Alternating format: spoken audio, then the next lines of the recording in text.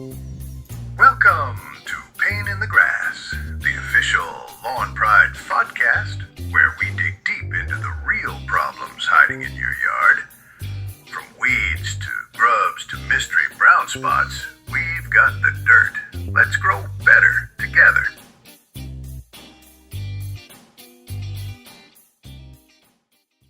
Welcome to the Deep Dive. Today we're getting into something really specific and honestly kind of high stakes for lawn folks.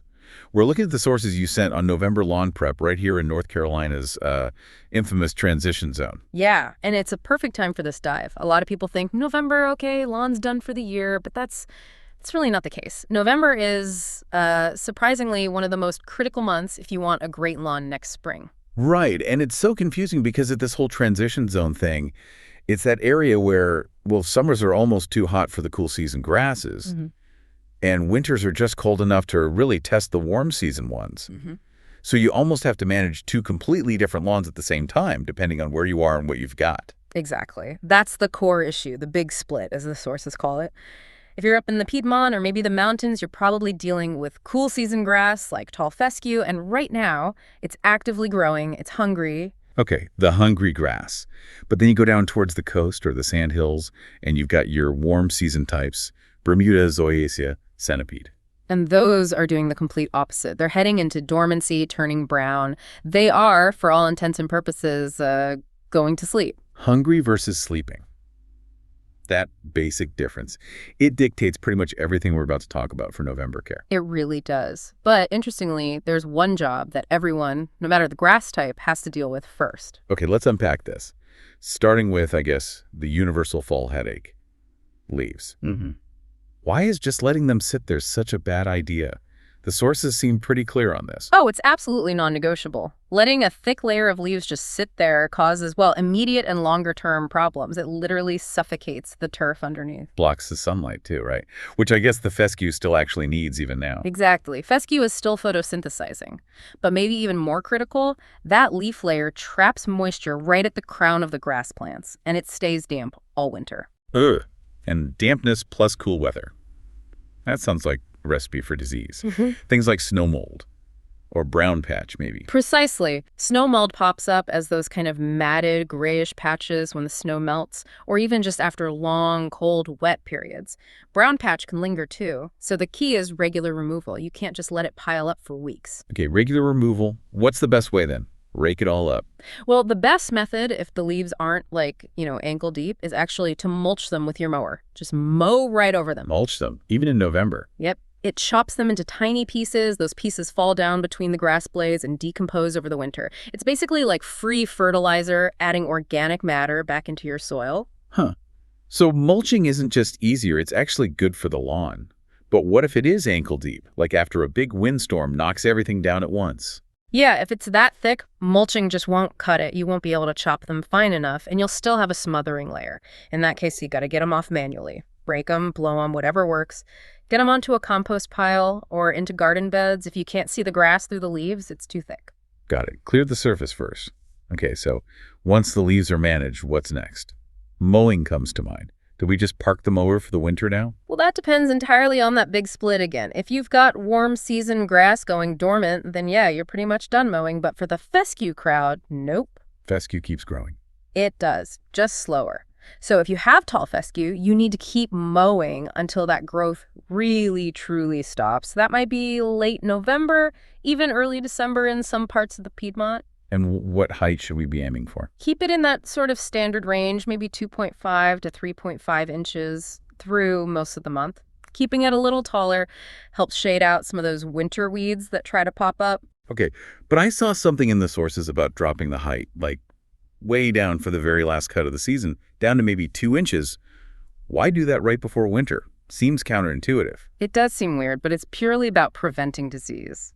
When the grass is shorter for that final cut, the blades are less likely to fold over and back down under heavy frost or, if we get snow. That matting, like we said with the leaves, traps moisture and invites fungal problems like snow mold. Makes sense. Yeah. And I know you always say sharp blades are key, but really, for the last cut or two, does it really matter that much? Yeah. Seems like overkill when the season's basically over. Oh, it absolutely matters. Maybe even more so now. A dull blade tears the grass instead of cutting it cleanly.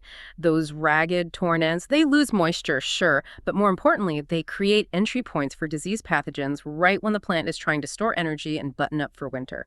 So yes, sharp blades for the last cut are just as crucial as the first cut in spring. Okay, point taken. Sharp blades always. Now shifting over to the warm season side, the Bermudas, the zoysias, they're turning brown, going dormant. Mowing mostly stops then. Pretty much, yeah. Once they stop growing and lose their color, there's not much need to mow. But this brings up a really persistent and kind of dangerous myth we need to bust. Which is? The idea that you should scalp your dormant warm season lawn right before winter, cut it super, super short. Right. The sources we looked at strongly advise against this. Really? I thought the logic was it helps remove thatch and make spring green up cleaner or something? It might remove some thatch, that part's true, but the risk outweighs the benefit. Scalping it down to the dirt exposes the soil surface completely. What does that do? Lets weeds grow. Exactly.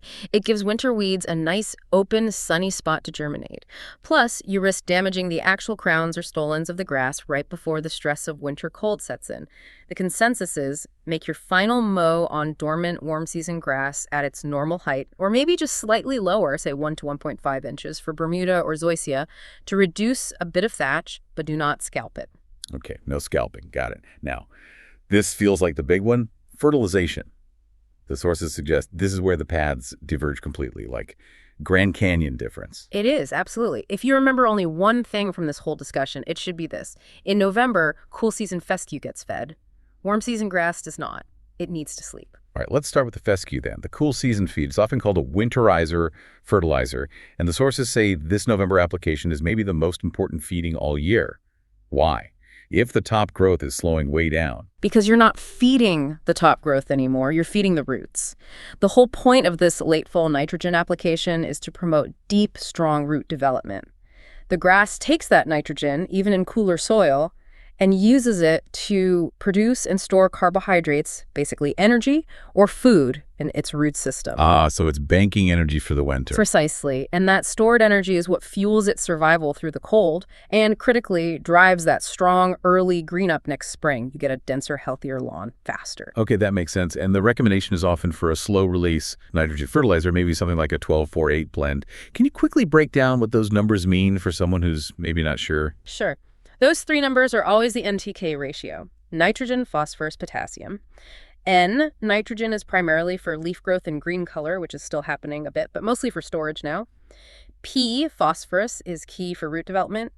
And K, potassium, is kind of for overall plant health, stress tolerance, and winter hardiness. So a 12-4-8 is relatively high in nitrogen for that energy storage, but still balanced with P and K for roots and resilience. And usually about 1 pound of actual nitrogen per 1,000 square feet is the target rate. Got it. Slow release and focus on the roots. Now the flip side, warm season grasses. Bermuda, zoysia, centipede. The rule is ironclad. Do not apply nitrogen fertilizer to dormant grass. Why is that so bad? What actually happens? It's bad because nitrogen is a signal to grow. If you put nitrogen on dormant grass, you can force these weak late-season spurts of top growth. That new growth has absolutely no cold hardiness. It gets hammered, just wiped out by the first hard frost. Okay, so it wastes the plant's energy and damages it. Yes, and maybe even worse. It dramatically increases the risk of fungal diseases, especially things like large patch, which is a nasty brown patch disease that thrives in cool, wet conditions on weakened grass.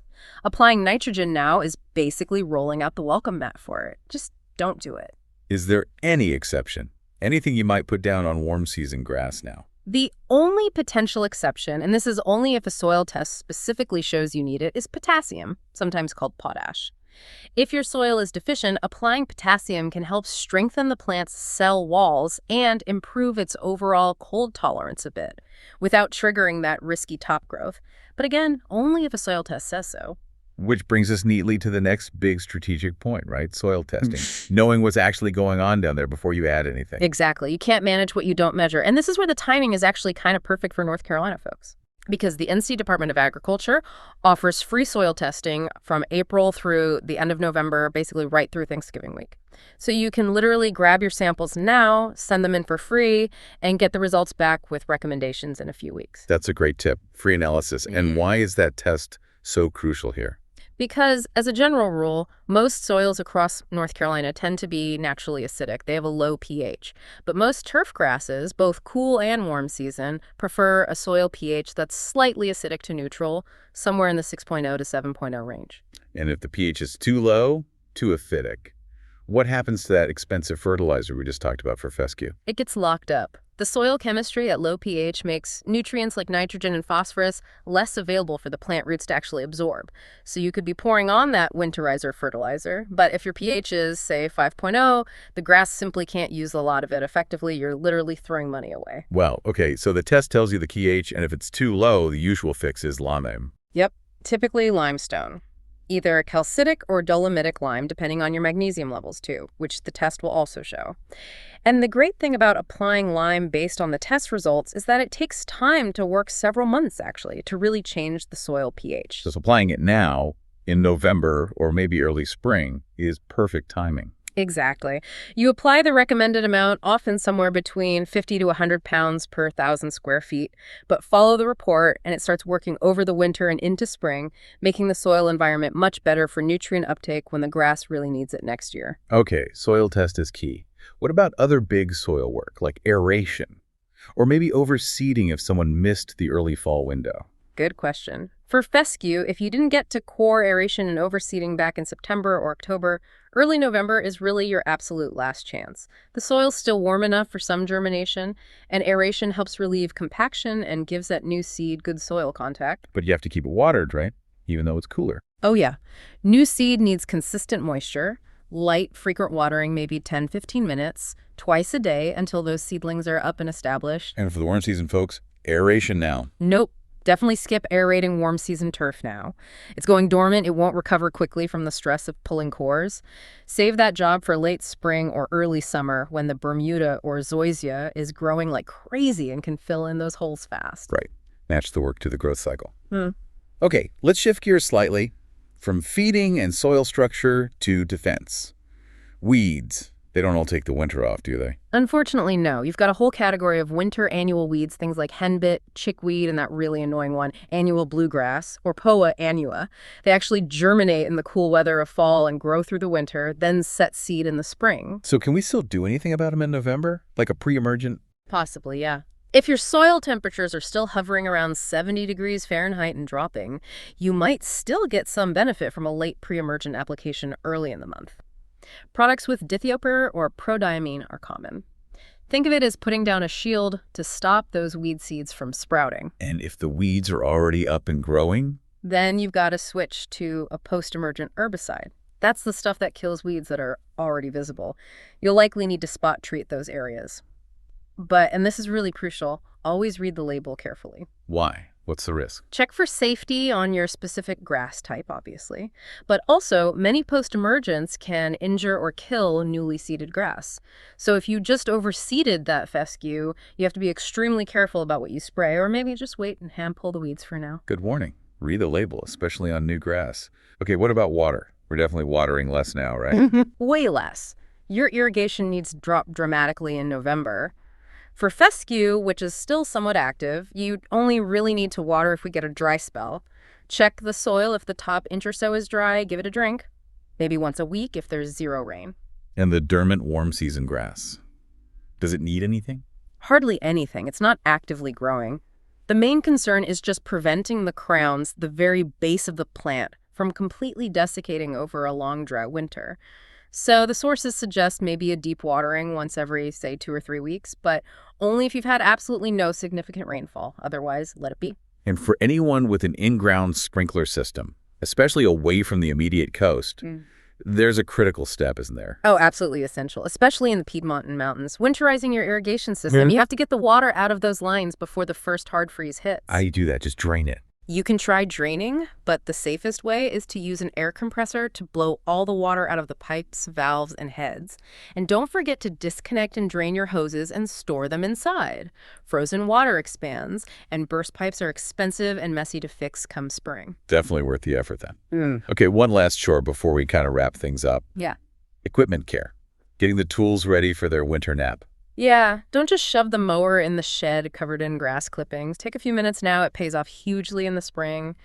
Clean everything, mower deck, tools, sharpen those mower blades like we talked about, maybe change the oil and filter if it's due. And the fuel, that's always a big one, right? Yeah. What's the best practice there? Two main options. You can add a fuel stabilizer to a gas tank. That prevents the gas from breaking down and gumming up the carburetor over the winter. Or the arguably safer method is to run the engine completely dry. Just let it run until it sputters out of gas. Why is running it dry maybe better? Because even stabilized gas can sometimes cause issues. If the tank and fuel lines are totally empty, there's nothing to go bad or clog things up. I can't tell you how many people skip this and then spend hours next March trying to clean out a varnished carburetor. A few extra minutes now saves a massive headache later. Sound advice. Okay, as we get towards the end here, any subtle threats we should still be watching for in November? Pests, diseases. Well, insect activity usually drops off sharply with the cold, though you might see some lingering grubs or maybe mole crickets if it stays unusually warm, especially near the coast. The bigger issue in November can actually be wildlife. Like what? Moles and voles. Moles are often still active, tunneling around searching for those last few grubs. You'll see their raised tunnels. Voles, which look like field mice, make little surface runways and chew on grass roots and stems, sometimes right under the snow or leaf cover. And deer can sometimes browse on tender new fescue growth if other food is scarce. So what's the defense there? Good cultural practices are the best. Start a thick, healthy lawn is less appealing. Managing grub populations earlier in the season reduces the mole's food source. For voles and deer, sometimes repellents can help, but it's often just something you have to monitor. And just quickly, any big differences in strategy across North Carolina's regions? Mountains versus coast versus Piedmont? Just slight shifts in timing and focus, really. Down on the coast, things stay warmer longer, so you might still see some warm season growth needing a final mow.